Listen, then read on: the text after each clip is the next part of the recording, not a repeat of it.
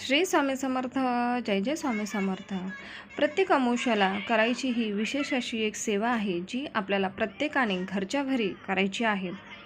या दिवशी घराचा उंबरठा गोमूत्र व हळद कालवून पूर्ण सारवून घ्यायचा आहे. पाण्यात मीठ, हळद, गोमूत्र, लिंबू टाकून घर पुसून घ्यायचे आहे. सर्व यंत्र, वाहने, घरं स्वच्छ करून घेऊन नारळ 7 वेळा उतारा करून फेकून द्यायचे आहे. पंचगव्य पूर्ण शरीराला उठण्यासारखे लावून आंघोळ करायची आहे. गायत्री मंत्र किंवा महामृत्युंजय मंत्र उजव्या हातांची बोटे त्या पंचांगाच्या पावडरवर मध्ये बुडवून म्हणावे व त्याच पंचांगाने आंघोळ करावी. जमल्यास नदी, तीरावर अथवा तीर्थक्षेत्री पंचगव्य संपूर्ण अंगाला लावून स्नान केल्यास अतिउत्तम.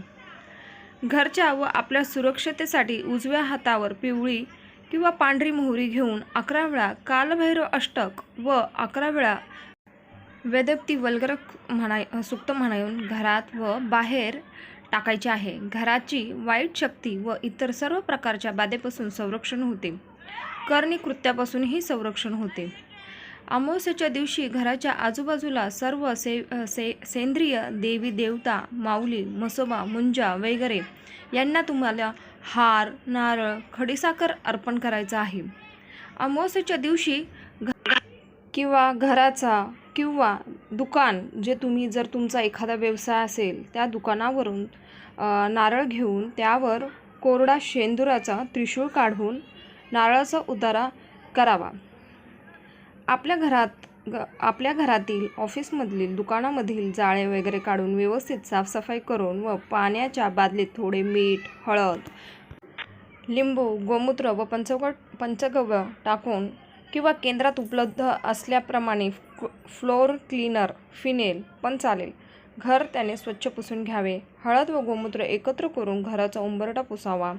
आपली वाहनं स्वच्छ पुसून त्यावरून नारळ उतारा हा 7 वेळा श्री स्वामी समर्थ मंत्र म्हणून करावा.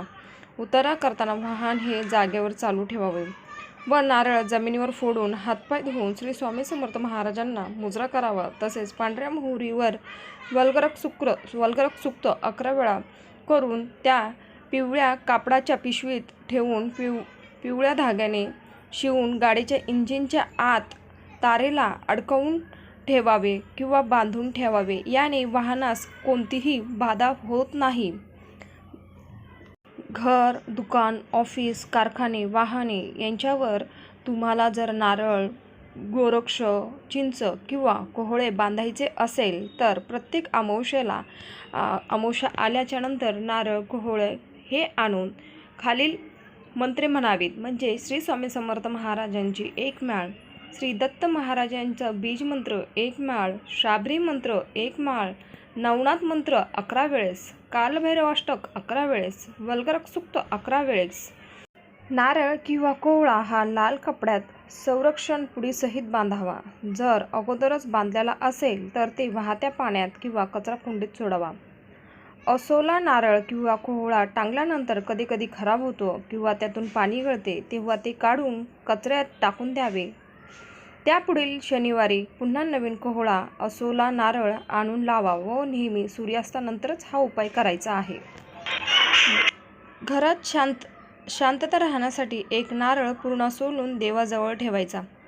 शेंडी देवाकडे करावी व रोज सकाळ संध्याकाळ त्यावर एकानंतर एक असे 7 कापूर जाळायचे आहे.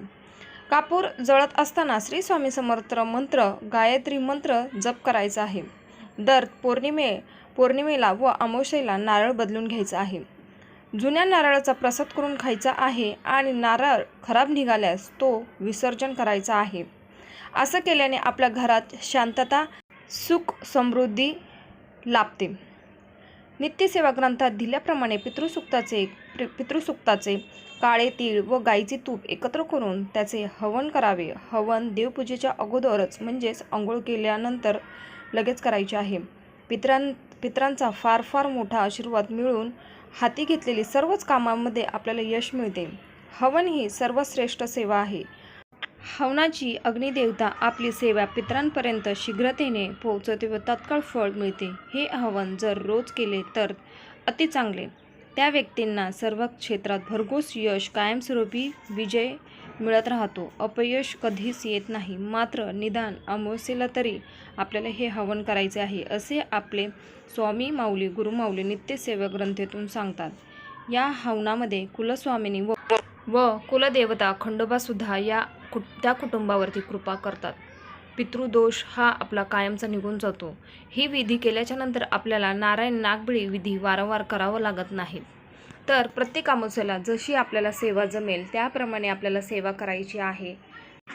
श्री स्वामी समर्थ. जय जय स्वामी समर्थ.